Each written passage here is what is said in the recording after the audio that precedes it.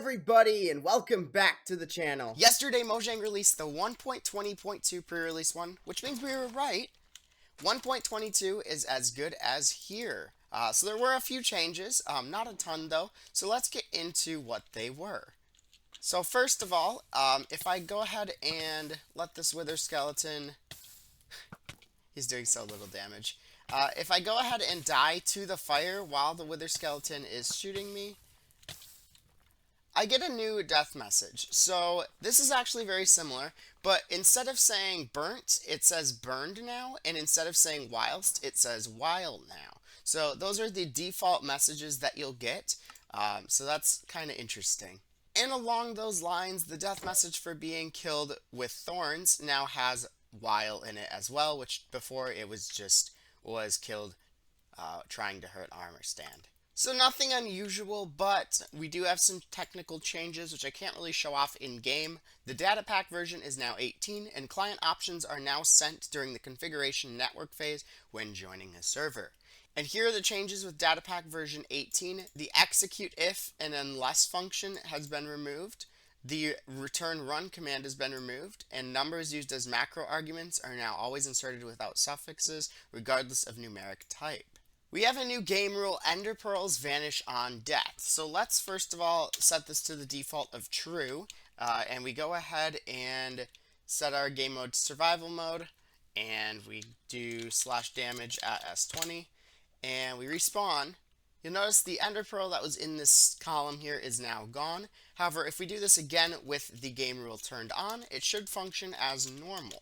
So I'm not really sure what the point of this is. I'm sure it's not intended for people that use ender pearl stasis chambers often, because it kind of breaks them. But yeah, you can see it works just fine there. I didn't actually take damage, but that's because of my iframes from, because you get iframes for a little bit after respawning. So with my solo world, I'm definitely going to be setting this to false, which is not the default, by the way, because it does break ender pearl stasis chambers to have it set to the default. So, yeah. And this isn't the first time that we've had a new game rule come out that changes things, and we want to change the game rule back. Well, guess what? There's actually a way to do that without having to enable cheats in your world. How is that? Well, I'll link the video in the description and in the card right now. But yeah. The icons on the maps that you can buy from the cartographer have been changed. As you can see here, we have the new Woodland Mansion icon here, and the Ocean Monument one is here. So some changes to the recipe book have been made. I loaded up a new world to show this off, and right away we open this up and it shows a crafting table like normal. But let's say we want to know how to make torches, and we know that it exists, but we don't know how. We can actually search those, and there we go. So yeah, what that means is you can now search for things that you haven't unlocked the recipe for yet. So that's really useful for a lot of things. Speaking of torches, if we go ahead and search torch again once we unlock the crafting table, actually if we go ahead and just type in TOR, we only get the torches showing up, but we don't get stuff like the daylight detector, and we don't get stuff like the activator rail, which both have TOR in their names. And another bug that I found notable is that the player was showing up as anonymous after dying and respawning. And now the changes that everyone has been waiting for, the changes to the villagers. So first of all, the cartographer has been revamped. So if I go ahead and trade with you, we get the Jungle Explorer map. This is new in the new update. And again, you do have to have the data pack enabled in order to access this. But let's go ahead and buy that. Where'd he go? Aha.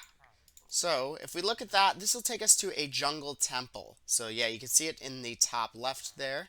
If we go ahead and do some more trading, we get the Ocean Explorer map, which is not new, but yeah.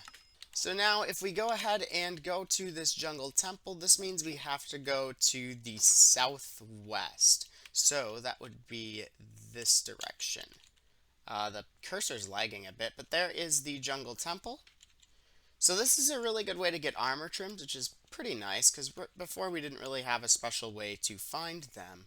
So now here's where things get interesting. If we go ahead and get a villager in here, and we give them a cartography table, we can now trade with them once again. So let's do that. And this is where things are going to get really interesting. So this will take us to actually, actually don't know which one it takes us to. Why can I not trade with you? What's happening? There we go. This gives us a swamp and a desert explorer map. So let's go ahead and check those out. So that's pretty exciting because these are two new maps. So the swamp one will take us to a witch hut, and the desert one will take us to I think it's a desert. It's a desert village, right? Not a desert temple. So let's go ahead and use just /locate to get to these. /locate structure desert. So is it going to take us to the nearest one? It actually doesn't look like it did. Unless the cursor hasn't updated yet, or the icon. Why am I just falling through the void endlessly? What is happening in the snapshot? Aha! And here we are. Yeah, right in the center there. So they're very interesting. It's in a mesa biome too, which is kind of cool. And once again, if we do it from here, we'll get even more combinations of trades. Why is there flowing water here? That's weird. Oh, you know what I bet happened? I bet it can't replace cave air, and this is a cave, so it... Excuse you. Now we've got some changes to the armor as well, so... Oh, that's pricier than it used to be. And then we get enchanted iron armor. So this is where it gets really interesting. These will always be the same. So this is kind of taking villager trading and how it's you always have the same trades and making it apply to the armor as well, which is really a weird concept. Let's keep going. We'll go ahead and I guess that's all we can do with that. That's kind of frustrating too, because then you have to go back and trade something else. So we go ahead and do that, and then we get the diamond armor trade. But look at this, we only get one, and we have to use diamonds to pay for it now. So really weird that they're making it so you have to pay with diamonds to make diamond gear.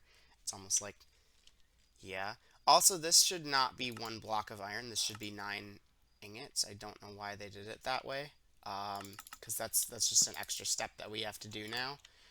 So it's interesting because they're saying they want to make it less tedious, but this is actually more tedious to do it that way.